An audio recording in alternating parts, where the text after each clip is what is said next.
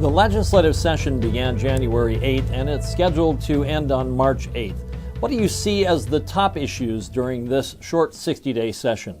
Well, it's two issues, and they both are leftovers from the last session. One's the capital budget that just did not get passed that last year, and the second one's the Hearst water decision. And actually the Senate said, well, we're not going to approve the capital budget unless we get some type of fix for the Hearst water decision. And very quickly, the Hearst water decision is a state Supreme Court ruling that said we've got to prove that water is down in the ground before you're allowed to develop and drill for it. And that has virtually brought development, especially in the rural areas of our state, to a halt. In his State of the State address, Governor Jay Inslee also talked about the need to pass a capital budget, but he said nothing about Hearst. Doesn't that send a message that maybe Hearst is just not important to him? It may, unless he just forgot about it in his speech. I don't know. But I want to emphasize that both those subject matters are really important. The capital budget's worth about $4 billion, and that funds vital projects in our state, such as building new schools that are needed in many, many areas.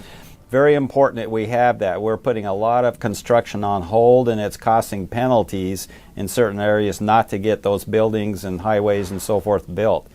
But the Hearst decision is just as important because, again, it stopped development in our rural areas, especially in our state.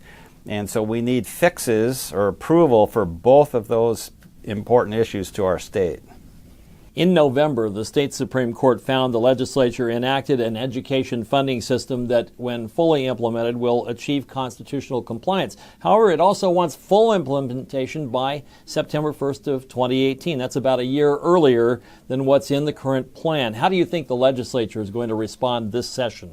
Well, it's a big question, and there's some choices that we have. First of all, we have sunk billions and billions of dollars into K-12 education in the last 4 years.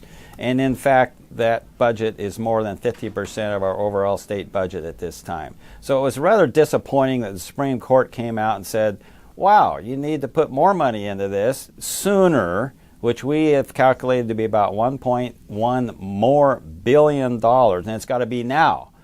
So how do we get that much money now? And that's immediate. How do we raise taxes, or who do we get that money from? I think it's going to be virtually impossible, especially in our legislative atmosphere we have now. So I think there's basically three choices. One, as I've said, raise taxes. Number two, we can tap our rainy day fund, which I'm very opposed to in case we run into a recession or setback in our economy.